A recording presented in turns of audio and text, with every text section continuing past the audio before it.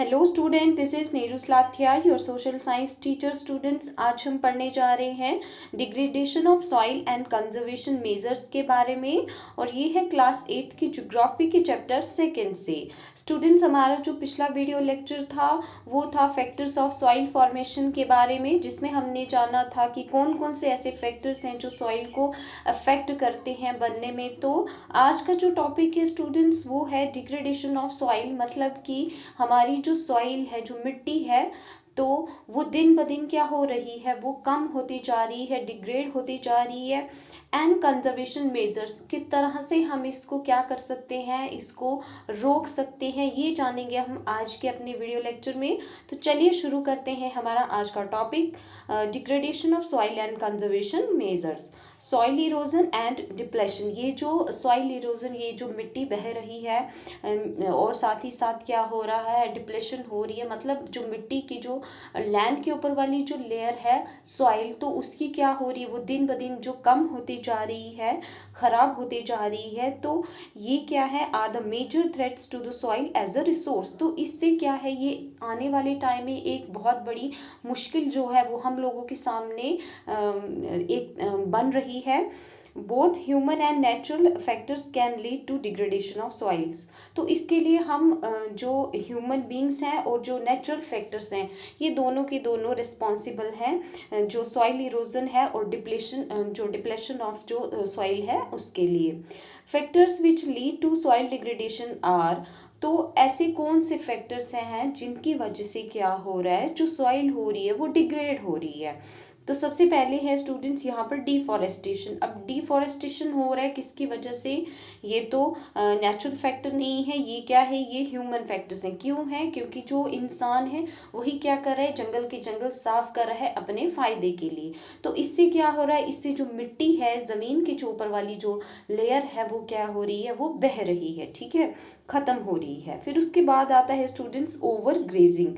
हाँ, तो over grazing क्या है स्टूडेंट्स, ओवर ग्रेजिंग जैसे हमने पिछले टॉपिक में जाना था, तो ओवर ग्रेजिंग है कि जैसे जानवर जो होते हैं उनको वो क्या करते हैं, वो घास वगैरह खाते हैं। तो क्या करते हैं, वो सिर्फ जो ऊपर वाला जो पोर्शन होता है घास का, खाली वही नहीं खाते, वो मतलब जो उसकी जड़ें होती है, तो जड़ों के समेत ही पूरे का पूरा जो घास है उसको उखाड़ देते हैं। उससे क्या होता है कि ये जो ग्रास होती है या जो प्लांट्स वगैरह होते हैं, ये क्या करते हैं, ये जो रूट्स होती है इनकी, तो वो जो सॉइल होती है उसको अपहोल्ड करके रखते हैं। अब जब प्लांट्स जो है वही नहीं रहेंगे, या जो हम कह सकते हैं जो ग्रास वगैरह है, जब वही नहीं होगी तो वहाँ की जो ज़मीन होगी वो क्या होगी, वो आसानी से क्या होगी, बह जाएगी, ठीक है।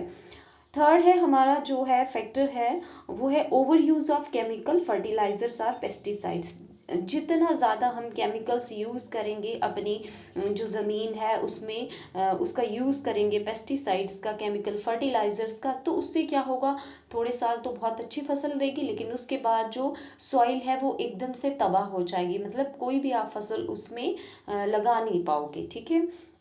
क्योंकि क्या होगा कि उसका जो सॉइल का जो फर्टिलिटी रेट होगा वो क्या होगा, एकदम से ख़त्म हो जाएगा।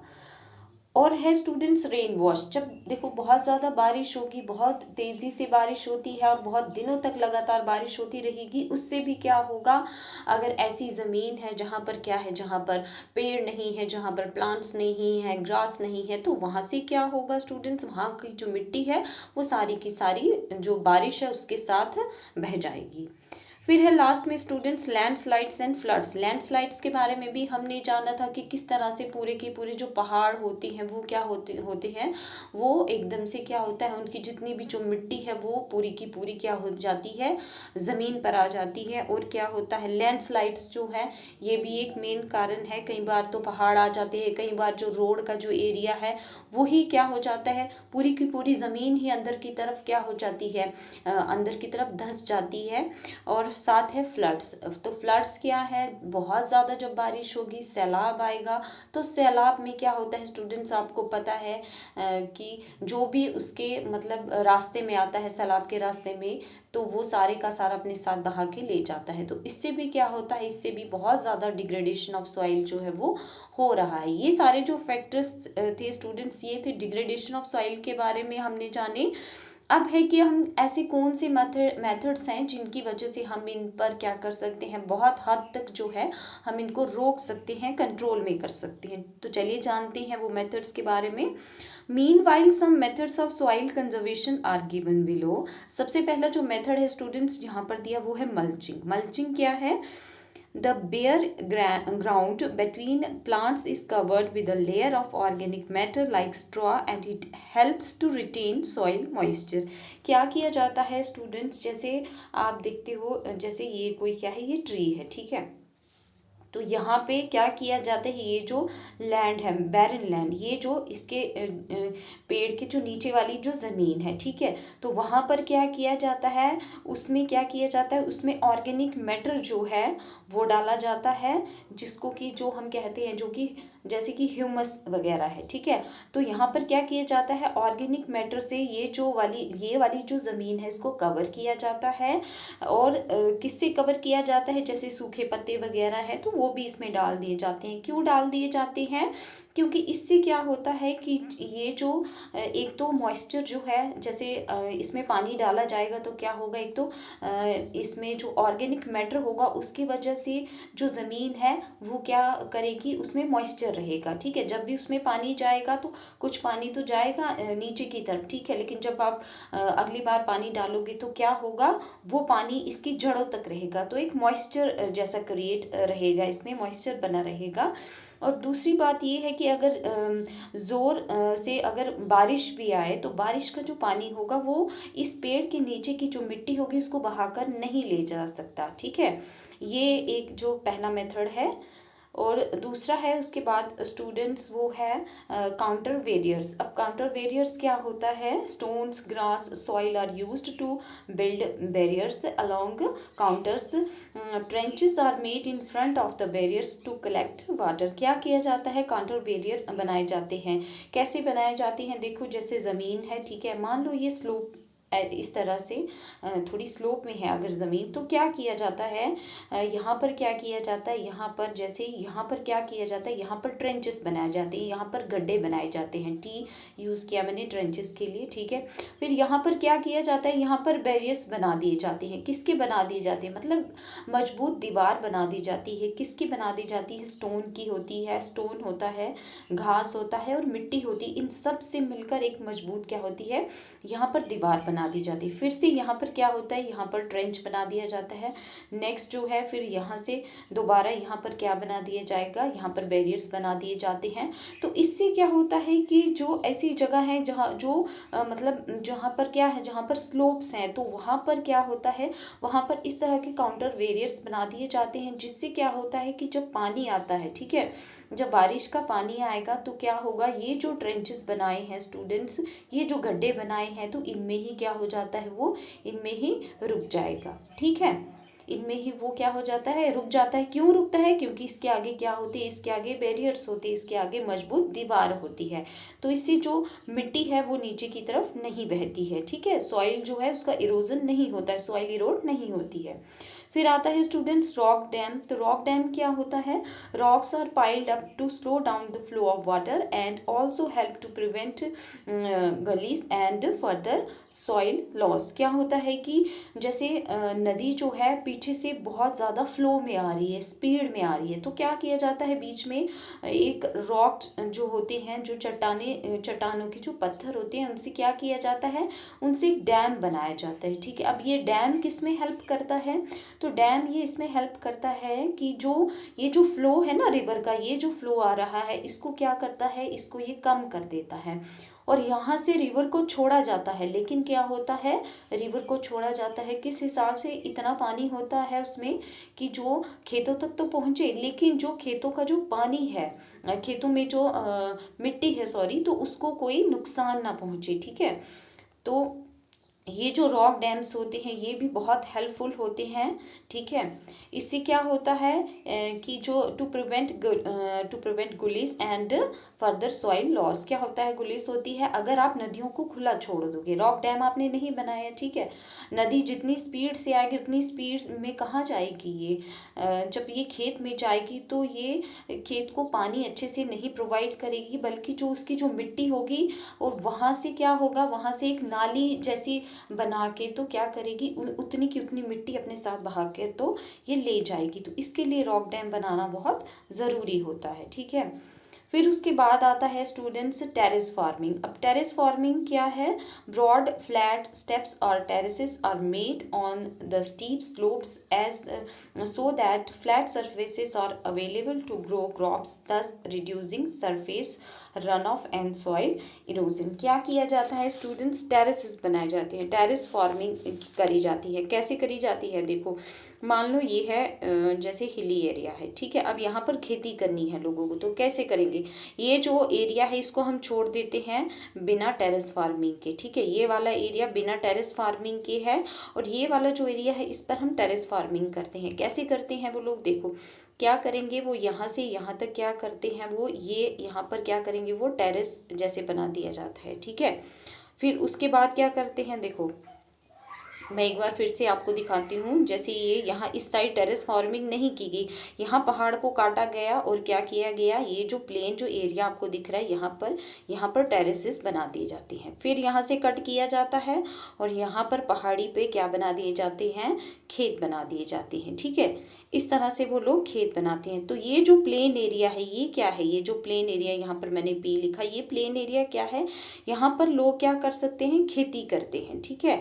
ये जो जगह है इसको कट कर दिया जाता है। इससे क्या होता है, जब यहाँ पे देखो यहाँ इस साइड है, इस साइड पे कोई टेरेस फार्मिंग नहीं हुई, तो क्या है, जब भी बारिश का पानी आएगा तो डायरेक्ट वो क्या करेगा, इसका जितना भी जो मिट्टी होगी इसके ऊपर की, वो सारी की सारी कहाँ पर ले जाएगा, नीचे की तरफ लेकर चला जाएगा, ठीक है। लेकिन ये जो इस साइड पर है, ठीक है, ये जो इस तरफ ये जो हमने अभी बनाया है, तो इसमें क्या है, जहाँ पर टेरेस फार्मिंग बनी हुई है तो वहाँ पर क्या होगा, वहाँ पर जैसे इन लोगों ने कट करके ये यहाँ पर खेत बनाया है। अब जो पानी आएगा वो क्या होगा, पानी का फ्लो आया ऊपर से, लेकिन यहाँ आकर क्या होगा, ठहर जाएगा। इसी तरह से यहाँ से भी पानी का फ्लो आया, लेकिन कहाँ आकर ठहर जाएगा, यहाँ आकर ठहर जाएगा। तो इससे क्या होगा, इस प्रोसेस में क्या होता है स्टूडेंट्स की जो मिट्टी है खेत की, जो लैंड जो है हमारी, उसकी जो ऊपर वाली जो सॉइल होती है, जो कि मतलब बहुत ज़्यादा हमारे लिए इम्पॉर्टेंट होती है ताकि हम उस पर खेती कर सकें, तो वो क्या होती है, वो बहकर कहाँ जाएगी, नीचे की तरफ नहीं जाएगी, ठीक है। फिर आता है इंटरक्रॉपिंग। इंटरक्रॉपिंग क्या है, different crops are grown in alternate rows and are sown at different times to protect the soil from rain wash. क्या किया जाता है, इंटरक्रॉपिंग। इंटरक्रॉपिंग हो गई कि वैरायटी ऑफ क्रॉप्स जो होती है उनको ग्रो किया जाता है एक ही फील्ड में, एक ही जो खेत है उसमें, ठीक है। मान लो ये खेत है तो इसको हम अगर 4 हिस्सों में डिवाइड करें, जितने भी फसल उगाना चाहे, तो ये जो 4 हिस्से हैं स्टूडेंट्स, इसमें एक फसल है, ये दूसरे हिस्से में दूसरी, तीसरे में कोई और होगी, यहाँ पे जो 4th पार्ट है इसमें कोई और होगी। इससे क्या होगा कि इन लोगों ने, लेकिन एक ध्यान रखना होता है इसमें कि जो फसल आप एक खेत में उगा रहे हो, ठीक है, जो पहले वाली जो फील्ड में जो आपने जो फसल उगाई है, ठीक है, वो क्या होनी चाहिए, वो थोड़ी क्या होनी चाहिए, उसके जो प्लांट्स हैं वो थोड़े क्या होनी चाहिए, लॉन्ग होनी चाहिए, थोड़े लंबे होने चाहिए साइज़ में। फिर दूसरे में आप क्या कर सकते हो, थोड़े स्मॉल साइज़ में जो क्रॉप्स आती हैं वो उगा सकते। इससे क्या होता है कि जब तेज़ हवाएं आएंगी, जब बारिश आती है, तो ये जो यहाँ पर जो ये जो बड़े जो प्लांट्स होती हैं ये क्या करते हैं, ये हवाओं को बहुत हद तक रोक देते हैं, जो बारिश है बहुत हद तक उनको रोक देते हैं, और ये जो फसल होती है एक तो ये भी सेफ हो जाती है, और दूसरा साथ ही साथ जो खेतों में जो मिट्टी होती है वो भी क्या होती है, ना तो हवा के ज़रिए उड़कर जाती है और ना ही बहुत ज़्यादा जो तेज़ बारिश होती है तो उसकी वजह से उड़कर जाती। कहने का मतलब ये है कि इसमें जो फसल उगाई जाती है, जो बड़ी फसल होती है, वो जो बीच में जो छोटी फसल उगाई होती है तो उसको एक तरह से सेव कर देती है, और साथ ही साथ जो मिट्टी है उसको भी बहने से ये रोक देती है। क्योंकि अगर सारी ज़मीन पर आपने खेती करी हुई है तो उस ज़मीन को क्या है, प्लांट्स ने, जो आपकी जो क्रॉप है उसने पकड़ के रखा हुआ है, ठीक है, होल्ड करके रखा है मिट्टी को। तो फिर ये तो जाहिर सी बात है ना, अगर बारिश आएगी तो मिट्टी उसके साथ बहकर इतना ज़्यादा नहीं जाएगी, ठीक है। फिर आता है काउंटर प्लोइंग। अब काउंटर प्लोइंग क्या है? Ploughing parallel to the contours of a hill slope to form a natural barrier for water to flow down the slope. अब काउंटर बैरियर क्या होता है स्टूडेंट्स? प्लोइंग क्या होता है? जैसे मान लो ये है एक हिली एरिया, ठीक है। अब हिल ले लेते हैं हम, हिली एरिया की अगर हम बात करें तो हिल लिया। अब इसको, इसमें जो खेती होती है वो पैरेलल टाइप में होती है। कैसे होती है? हल चलाया जाता है, लेकिन हल कैसे चलाएंगे? वो इस तरीके से, ठीक है, ऐसे पैरेलल शेप में क्या किया जाता है, खेती करी जाती है। क्यों करी जाती है? क्योंकि ये क्या होगा, अगर पानी आएगा तो पानी अगर मान लो यहाँ से ऊपर से नीचे की तरफ आ रहा है, तो ये जो यहाँ पर जो पैरेलल फील्ड्स जो बनाए हुए हैं ना, तो यहाँ पर आकर क्या होता है, पानी जो है वो आराम से धीरे से क्या होगा, एक तो ज़मीन के नीचे चला जाएगा, और दूसरा क्या होगा, उसका फ्लो भी कम होगा, और वो अपने साथ जो मिट्टी है उसको बहाकर नहीं लेकर जाएगा। लास्ट जो है हमारा स्टूडेंट्स मेथड वो है शेल्टर बेल्ट्स।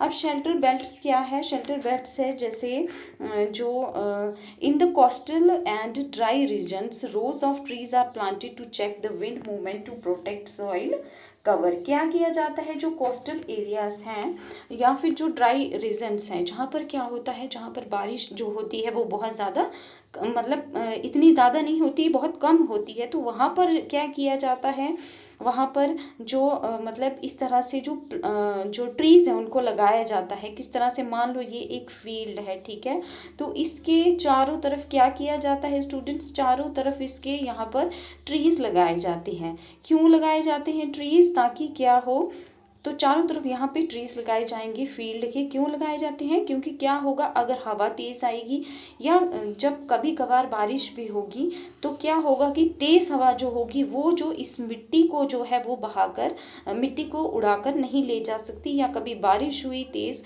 तो वो भी क्या करेगी, वो भी मिट्टी को बहाकर नहीं ले जा सकती। क्यों? क्योंकि ये जो यहाँ पर जो ट्रीज लगाए हुए हैं ये क्या करेंगे, ये जो इनकी जो रूट्स हैं वो क्या करती हैं, सॉइल को पकड़ के रखती हैं, जिससे क्या होता है, जो सॉइल होती है, मिट्टी होती है, वो बहती नहीं है। तेज़ हवा आएगी तो वो इतना ज़्यादा उड़ेगी नहीं। तो ये भी हमारे लिए एक क्या है, एक बहुत ही अच्छा मेथड है। ये था हमारा स्टूडेंट्स आज का टॉपिक। आई होप आपको क्लियर हुआ होगा। Thank you.